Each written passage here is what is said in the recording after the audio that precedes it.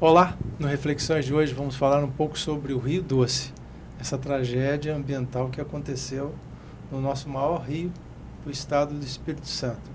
Para falar sobre esse assunto, nós temos hoje aqui a presença de uma organização não governamental que atua em diversos países no mundo, e aqui no Brasil e também aqui no estado do Espírito Santo.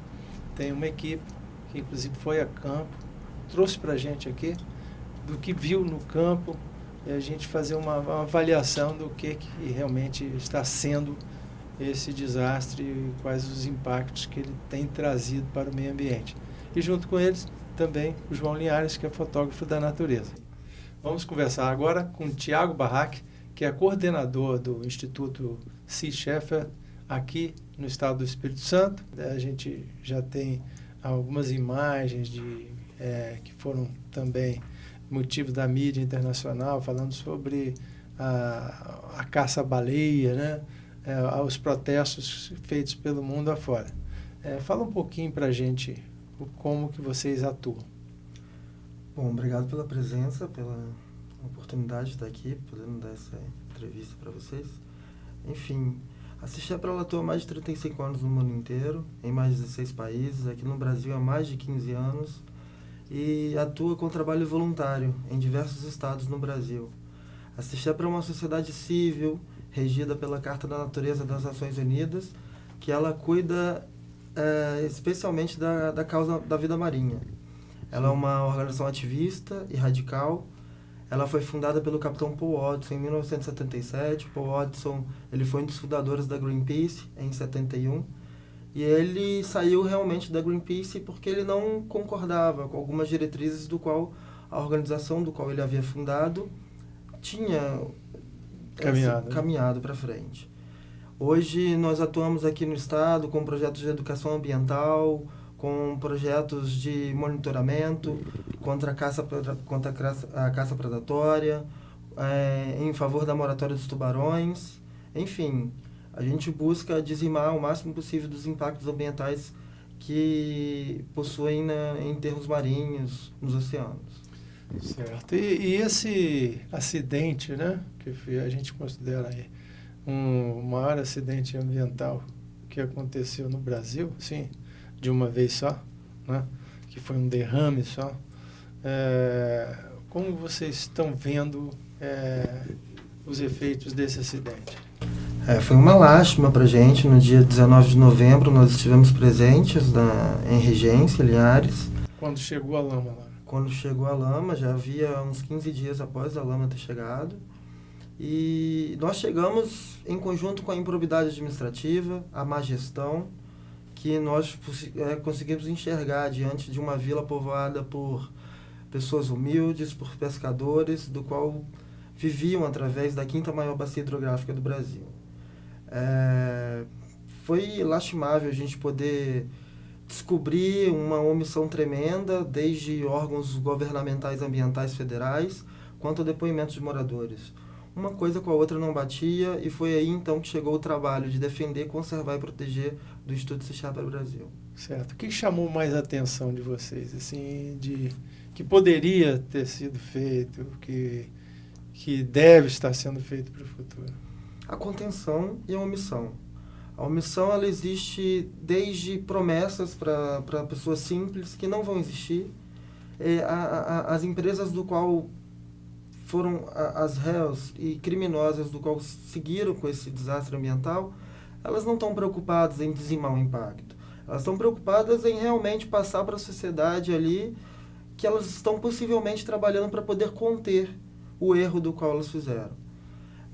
Infelizmente, a gente sabe que esse processo para o Rio Doce voltar ao normal, isso vai demorar durante muitos anos. É uma ignorância, eles passaram para a população que daqui 5 ou 6 meses tudo vai voltar ao normal. Isso não existe contexto, não existe significado para poder acreditar num objetivo desse. e a omissão também do qual nós encontramos baseados em relatos de moradores e agentes federais locais que ali trabalhavam em prol da Samarco e em prol do governo, que é o maior acionista da Vale, né? Ele detém de 49,8% da Vale. Então é outro também que é um criminoso, é réu, porque ele poderia ter contido isso fazendo a fiscalização na barreira de Mariana e ter evitado esse acidente de desastre ambiental. Sim. E depois do acidente, essa lama mais grossa, né, que lá de Mariana, né, Sim. ela poderia ter sido contida em outros lugares anteriores à chegada dela Eu acho ao rio? Poderia ter se planejado melhor. Não ter deixado ela chegar até o mar. Eu acho que isso foi foi traçado esse objetivo para tentar minimizar um pouco do que estava ocorrendo no Rio Doce. O plano de contingência dela praticamente... Boias de contenção de óleo não é o mais certo para ser utilizado. Porque as barreiras de contenção normalmente são utilizadas para cercar óleo que boia, né? Exatamente. Que tem menor densidade, fica na superfície, tá? Do que a água, né? Agora, no caso de material em suspensão, sedimentável, tudo... A questão não é só da lama, a questão também é que eles não têm um plano de manejo, um plano ali de afugentamento das aves marinhas que tem ao redor, um plano de recuperação e reabilitação dos animais que ali sobrevivem e vivem. Enfim, é um desastre total, uma desorganização tremenda. A gente conseguiu observar muita coisa de errado acontecendo. A nossa causa, como é da vida marinha principalmente, nós encontramos muitas provas, muitas amostras, dos quais isso vai ser levado ao nosso setor jurídico, para ir para frente a gente poder encaminhar com alguma ação civil pública. Sei. Enfim, é uma lástima. Certo. João, você esteve também no local e fez algumas imagens lá, né? Inclusive, a gente gostaria até de mostrar um videozinho que você fez com a comunidade, né? Teve uma manifestação, assim que chegamos, né, da operação em terra, teve uma manifestação dos moradores sem saber o que esperava, qual que vai ser o futuro deles. Esse é um dos maiores problemas encontrados lá, essa falta de comunicação, de informação que não chega nos moradores.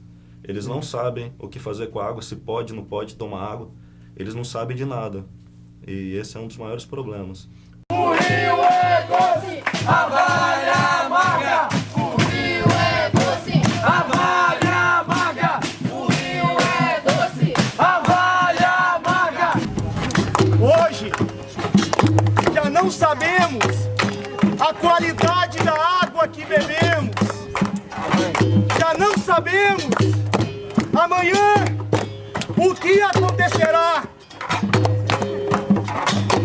Por isso, nesse momento de luto, nós queremos convocar todos vocês para que juntos nós tenhamos condição de recuperar esse lugar que um dia já foi um paraíso. Mas nós não desistiremos, porque quando o lugar que nós amamos é ameaçado, nós somos ameaçados com ele. E nós não descansaremos até os responsáveis pagarem, até nós vermos esse mar, esse rio novamente recuperado. E é isso aí, vamos lutar e jamais nós vamos decidir.